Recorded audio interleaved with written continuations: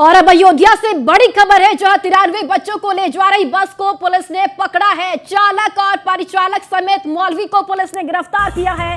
चालक और मौलवियों से इंटेलिजेंस और पुलिस अब पूछताछ कर रही है। ये बड़ी खबर अयोध्या से आपको बता दें, जहां 93 बच्चों को ले जा रही बस को पकड़ा है पुलिस ने और साथ ही साथ चालक और मौलवियों को पुलिस ने गिरफ्तार भी किया है। और बिहार के अररिया से सहारनपुर ये बच्चे सभी बच्चों को ले जा रहे थे और सहारनपुर के मदरसे में बच्चों को लेकर आरोपी जा रहे थे। बिहार पुलिस से संपर्क कर बच्चों की जानकारी या पुलिस जुटा रही है और बच्चों के परिजनों का कोई सुपुर्दगी नामा नहीं दिखा सका मौलवी।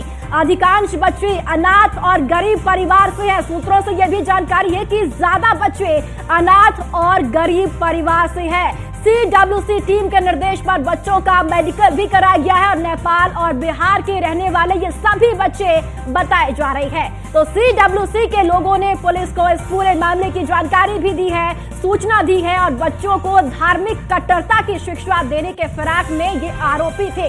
और अब पुलिस की ओर से बड़ी कार्रवाई की गई है। पुलिस ने अब सभी बच्चों को बरामद कर लिया है। 93 बच्चे ये बताए जा रहे हैं और साथ ही साथ पुलिस की ओर से बड़ी कार्रवाई करते हुए चालक परिचालक समेत मौलवी को भी गिरफ्तार कर लिया है। और अब चालक और मौलवियों से इंटेलिजेंस पूछताछ कर रही है। पुलिस भी हर एक पहलू पर अब पूछताछ कर रही है और बिहार के अररिया से सहारनपुर ये सभी बच्चे ले जाए जा रहे थे और अब पुलिस की ओर से इस पूरे मामले में कार्रवाई करते हुए 93 बच्चों को बरामद किया गया है। तो बिहार पुलिस से संपर्क कर बच्चों की जानकारी अब उत्तर प्रदेश पुलिस की ओर से जुटाई जा रही है और बच्चों के परिजनों का कोई सुपुर्दगी नामा भी मौलवी नहीं दिखा सके और अधिकांश बच्चे अनाथ हैं और गरीब परिवार से हैं, सूत्र ये भी बता रहे हैं। और CWC टीम के निर्देश पर बच्चों का मेडिकल भी कराया गया है। अब बच्चों का मेडिकल कराया गया है। नेपाल और बिहार के सभी बच्चे रहने वाले बताए जा रहे हैं। तो 93 ये बच्चे हैं और ये बच्चे नेपाल और बिहार के रहने वाले हैं। CWC के लोगों ने पुलिस को सूचना दी थी और बच्चों को धार्मिक कट्टरता की शिक्षा देने के फिराक में आरोपी थे और अब इनके फिराक पर पुलिस की ओर से पानी फेर दिया गया है। पुलिस की ओर से बस को पकड़ लिया गया है। 93 बच्चों को पुलिस ने गिरफ्तार अपनी बरामद में ले लिया है। न्यूज़ वन इंडिया ये सवाल कई पूछता है कि सभी बच्चों को लेकर ये मौलवी कहां जा रहे थे और साथ ही साथ कई बड़े सवाल यहां पर खड़े होते हैं कि आखिर कौन है इन 93 बच्चों का रहनुमा। तो आखिर कौन है इन 93 बच्चों का रहनुमा और बच्चे को ले जाने के पीछे क्या था मौलवियों का प्लान।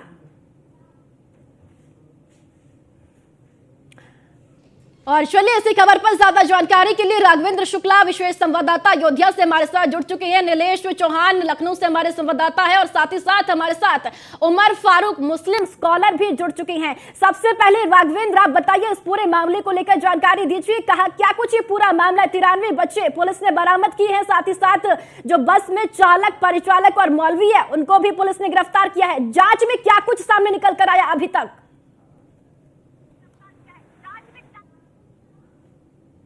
निश्चित तौर पर देखिए, मिलिट्री इंटेलिजेंस और CWC की तरफ से पुलिस को एक इंफॉर्मेशन दी गई कि बिहार और नेपाल के से जो है 93 बच्चों को एक बस द्वारा लाया जा रहा है। अरुणाचल प्रदेश की बस है और उसका पूरा नंबर अयोध्या प्रशासन को दिया गया। सरयू ब्रिज पर रोकने की पूरी तैयारी थी।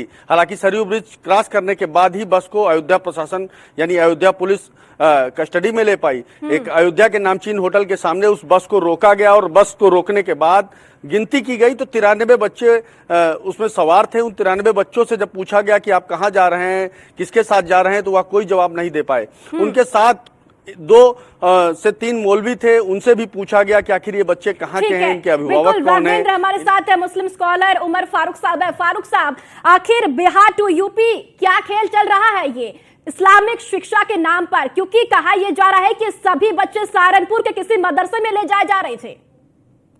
देखो ऐसा है, वो हो सकता है होपलेस हो गए हों, क्योंकि अभी आपको मालूम होगा क्योंकि रमजान के बाद होता क्या है कि बच्चों का नया सेशन शुरू होता है, मदरसे खुलते हैं तो बच्चे मदरसे आ रहे होंगे।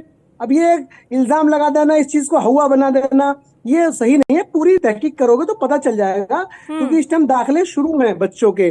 और बच्चे अपने प्रदेशों से दूसरे प्रदेशों में जाते हैं, मदरसों में पढ़ते हैं। लेकिन तो फारूक वहीं जा रहे साहब, होंगे। जो मौलवी जिनको गिरफ्तार किया गया है उनके पास कोई दस्तावेजी नहीं है, वो बता ही नहीं पाए जब पुलिस जांच कर रही थी। आप कैसे कह रहे हैं कि सभी बच्चों को शिक्षा के लिए ले जाया जा रहा था? नहीं, अभी दस्तावेज उनके पास नहीं होगा, क्योंकि ऐसा होता है माँ बाप, मैं भी अपने बच्चे को भेजता हूँ तो मौलवी के हवाले कर देता हूँ कि सर कि हजरत ये बच्चा, या हम खुद छोड़ के आते हैं मदरसे, तो उसके लिए कोई परमिशन लेटर नहीं होता है। जब बच्चा वहाँ दाखिला हो जाता है, उसके गार्जियंस वगैरह आते हैं, या बच्चा की जो उस्ताद होते हैं वो जो पहचान के होते हैं, तो वो उसकी सरपरस्त बन जाते हैं। बाकी ऐसा कुछ नहीं होता है मैडम। ऐसा थोड़ी होता है फारूक साहब। देखिए, परिजनों की कोई सुपुर्दगी नामा, कुछ तो डॉक्यूमेंट होंगे, कुछ तो कागजात होंगे मौलवी साहब के पास। ऐसे कैसे 93 बच्चों को आप बिहार से उत्तर प्रदेश ले आएंगे? और ये बच्चे नेपाल से हैं, बिहार से भी है। देखो मैडम, ऐसा होता है, ये हमेशा होता है, हर साल। ये आज नई बात नहीं है, पहले भी आपने देखा होगा कि बच्चों का जो सरपरस्त होते हैं, वो उस्ताद होते हैं, वो लेके जाते हैं, उसके लिए कोई लिखित में तहरीर नहीं दी जाती है। ठीक है। हाँ, नीलेश, और ये बड़े जब पैमाने आप पर छानबीन बच्चों पूरी को होगी, पूरी छानबीन बिहार होगी, से तो पता चल यूपी जाएगा। लाया जा रहा था। पुलिस ने कार्रवाई करते हुए अब 93 बच्चों को बरामद तो कर लिया है, लेकिन अब चालक, परिचालक और साथी मौलवी को गिरफ्तार कर लिया। इंटेलिजेंस अब पूरी जांच पड़ताल कर रही है। आखिर इसके पीछे की वजह क्या है? साजिश है या फिर कुछ और? नीलेश, देखिए, बिल्कुल आपको बता दूं कि नेशनल हाईवे 27 से 93 बच्चों को बरामद किया गया है। मैंने कई CWC के मेंबरों से बातचीत की। उनका कहना है कि जो 93 बच्चे बरामद हुए हैं, अयोध्या में उनका मेडिकल कराया गया, उसके बाद लखनऊ लाया गया है। जो 10 साल के उम्र के नीचे के बच्चे हैं उनको शिशु गृह में रखा गया, जो 10 साल के ऊपर के बच्चे हैं उनको बाल सर्वेक्षण गृह में रखा गया है। अब हमारे साथ मुस्लिम स्कॉलर साहब भी जुड़े हुए हैं। मेरा इनसे एक सवाल है कि जैसा ये बता रहे हैं कि अपने बच्चे को भी अगर ये मदरसे में भेजते हैं तो उस्ताद के हवाले कर देते हैं। ये बात बिल्कुल सही है कि उस्ताद के हवाले कर देते हैं, तो उस उस्ताद को ये जानकारी तो होती है कि वो बच्चा जैसा कि इनका है, उनका मोबाइल नंबर होता है, कहाँ का रहने वाला बच्चा है, माँ बाप का नाम क्या है। अभी तक की जो जानकारी मिली है इंटेलिजेंस पूछताछ में, वो जो है मौलवी साहब नहीं बता पाए हैं।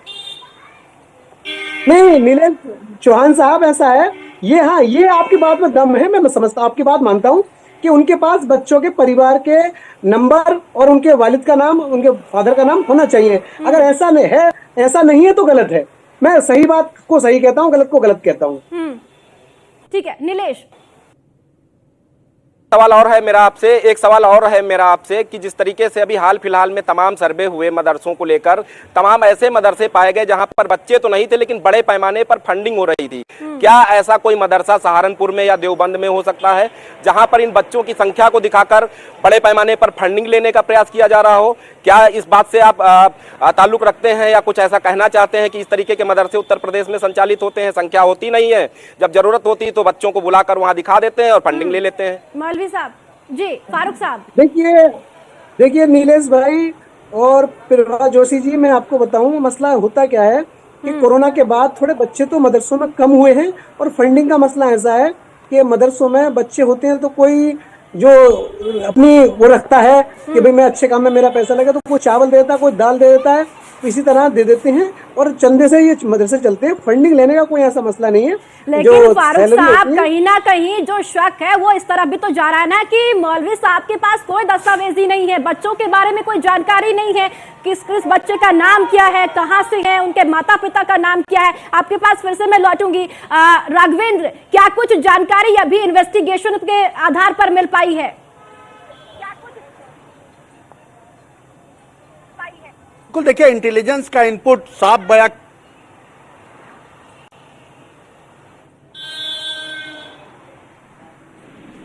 ठीक है, राघवेंद्र की आवाज नहीं पहुंच पा रही है। नीलेश, देखिए, जिस तरीके से जानकारी बिल्कुल भी नहीं मिल पा रही है कि ये बच्चे कौन हैं, कहां से हैं, और कुछ नेपाल के बच्चे हैं, कुछ बिहार के बच्चे हैं, इन्हें सहारनपुर लेकर आया जा रहा था। देवबंद में कोई मदरसा है जहां पर इन बच्चों को लाया जा रहा था।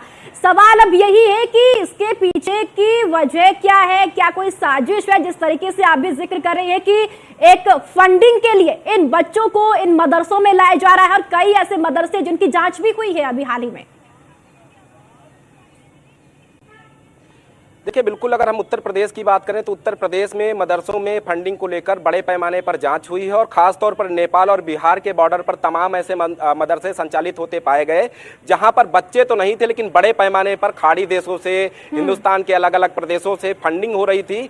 लेकिन उन मदरसों के संचालक जो थे वो ये नहीं बता पाए कि जो फंड आ रहा है उस फंड का इस्तेमाल उनके द्वारा कहाँ किया जा रहा है, जबकि उस मदरसे में तालीम के नाम पर पैसा लिया जा रहा था। जो बच्चे हैं उनको वहां पर तालीम देनी थी लेकिन बच्चे थे ही नहीं वहां पर, तो तालीम किसको देते?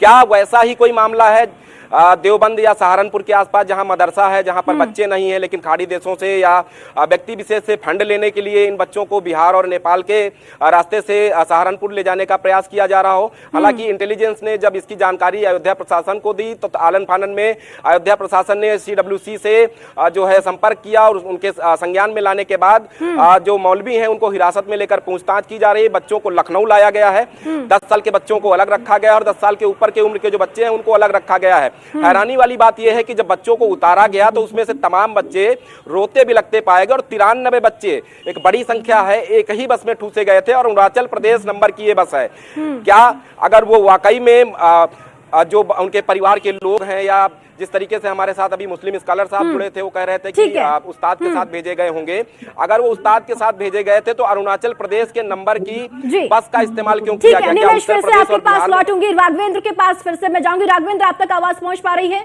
निश्चित तौर पर जी राघवेंद्र बताइए। निश्चित तौर पे बड़ी चीजें हैं कि दो सवाल एक संदेह के घेरे में लेते हैं, एक ह्यूमन ट्रैपिंग और दूसरा तालीम और तंजीम के बीच का आखिर फर्क क्या है। एक बड़ा सवाल कि नेपाल और बिहार से सहारनपुर ले जाने की आखिर क्या जरूरत रही? बिहार में क्या मदरसों की कमी है या शिक्षकों की कमी है कि वह उन्हें तालीम नहीं दे सकते थे? और सबसे खास चीज कि जब 93 की संख्या कोई छोटी उन्हें लेकर के आना था तो क्या उनके पास कोई ऐसी लिस्ट पहले से तैयार की गई थी? आखिर ये बच्चे कौन है, कहाँ से ये बच्चे आए, उन बच्चों के गार्जियन कौन है, उनके आखिर माँ बाप का पता नहीं है, कोई उनका टेलीफोन नंबर, मोबाइल नंबर आज के दौर में नहीं, जब हर एक घर में कम से कम 4 से 5 फोन होते हैं। उसके बाद इस 93 बच्चों के अभिभावकों का अभी तक कोई पता बताने में मौलवी नाकाम रहे हैं। वही दूसरा सवाल, चूंकि इस बस में एक सबसे सनसनीखेज बात सामने आ रही है, इस बात को नोट करने की जरूरत है। चूंकि इंटेलिजेंस अफसरों से जब बात हो रही थी तो उस बस में मौजूद एक व्यक्ति ने कहा कि मुझे हमें मेरी पत्नी का इंतकाल हो चुका और मुझे बताया गया कि एक लड़की की बिक्री की जा रही है। जब मैं बिहार पहुंचा अररिया तो वहां कोई नहीं मिला, छोटी छोटी बच्चियां मिल रही थी, मेरा सौदा नहीं हुआ और इसके बाद मुझे यहाँ लाया गया, पुलिस ने पकड़ लिया, मुझे कोई जानकारी नहीं। जी नीलेश, देखिए जिस तरीके से इन बच्चों को लाया जा रहा था, 93 बच्चे हैं। अगर बात करते हैं कि बच्चों को मदरसे में लाने की जो प्रक्रिया होती है वो क्या कुछ होती है, क्योंकि कोई दस्तावेज इनके पास नहीं था जिन्हें गिरफ्तार किया गया है और 93 बच्चे हैं, कहाँ के ये बच्चे हैं, कौन ने, कोई जानकारी इस बारे में नहीं है। देखिए सबसे पहले तो एक बात समझनी बहुत जरूरी है कि अगर किसी मदरसे में किसी बच्चे को पढ़ने के लिए, तालीम हासिल करने के लिए भेजा जाता है, अगर वो उसी जनपद में है तो जाहिर सी बात है इतनी बड़ी कागजी कार्रवाई नहीं होती है। लेकिन अगर वो बच्चा किसी दूसरे प्रदेश से दूसरे प्रदेश में जा रहा है और वो नाबालिग है तो ऐसे में एक बड़ी कागजी प्रक्रिया होती, चाहे वो मदरसों के लिए हो या स्कूलों के लिए हो। बाकायदा मदरसे की तरफ से एक कागज तैयार कराया जाता है, अगर पेरेंट्स नहीं है तो आसपास के लोगों से परमिशन ली जाती है कि हम इस बच्चे को ले जा रहे हैं और सकुशल इसको पढ़ाकर तालीम देकर वापस यहाँ छोड़ेंगे। लेकिन इस पूरे प्रकरण को अगर हम देखें जहां पर 93 बच्चों को बरामद किया गया है, मौलवियों के पास ना तो कोई ऐसा दस्तावेज है जिससे वो साबित कर सके कि बच्चों को कहां से लाया गया है, और दूसरी बात मौलवी अभी तक ये भी साबित नहीं कर पाए हैं कि सहारनपुर या देवबंद के किस मदरसे में इन बच्चों को तालीम देने के लिए ले जा रहे थे। अगर वाकई में तालीम देने के लिए ले जा रहे थे तो मौलवियों को अभी तक ये साफ कर देना चाहिए था कि भाई देवबंद में इस नाम का ये मदरसा यहाँ पर संचालित होता है, इतने समय पुराना ये मदरसा है और इन बच्चों को वहीं पर तालीम देते। लेकिन अभी तक ये पूरा प्रकरण देखने को सामने नहीं आया है। हैरानी वाली बात यह है कि अगर हम नाबालिग बच्चों को कहीं ऐसी जगह ले जाते हैं जहां पर कट्टरपंथ की शिक्षा देते हैं तो आने वाले 2-4-10 साल बाद ये बच्चे कट्टरपंथ की शिक्षा लेकर उत्तर प्रदेश और देश के अलग अलग हिस्सों में काबिज होंगे और देश में जिस तरीके से हम देखते हैं कई जगहों पर भारत तेरे टुकड़े होंगे, इंशाअल्लाह इंशाअल्लाह के नारे भी लगाए गए, तो क्या ये बच्चे माना जाए कि वैसे कार्यों के लिए ले जाए जा रहे थे, या फिर अगर वाकई में इनको तालीम देने के के लिए ले जाया जा रहा था। तो अभी तक देवबंद का चौहान साहब, कोई भी बड़ा मौलाना, कोई भी बड़ा रहनुमा क्यों इन बच्चों के पक्ष में अपना जी। कोई मत देते हुए नहीं दिखाई ठीक दिया। है। हालांकि जब इस तरीके का कोई मामला होता है, हिंदुस्तान में तमाम जगहों से मौलाना फतवा जारी करने लगते हैं, अपने जी। अपने बयान जारी करते हैं, लेकिन इस प्रकरण में सभी का यही कहना है कि पूरे मामले में इंटेलिजेंस और पुलिस जांच कर रही है, जांच में साफ हो जाएगा कि आखिर क्या है। तो चलिए, अगर ठीक है। जांच जी। पर इतना भरोसा है तो फिर इस तरीके की बातें क्यों की बिल्कुल। जाती हैं कि पुलिस और प्रशासन। चलिए ठीक है नीलेश, बहुत बहुत शुक्रिया आपका, राघवेंद्र आपका भी, फारूक साहब आपका भी बहुत बहुत शुक्रिया, आप चर्चा में शामिल हुए। और चलिए इसी के साथ इस खास बुलेटिन में इतना ही, दीजिए इजाजत, नमस्कार।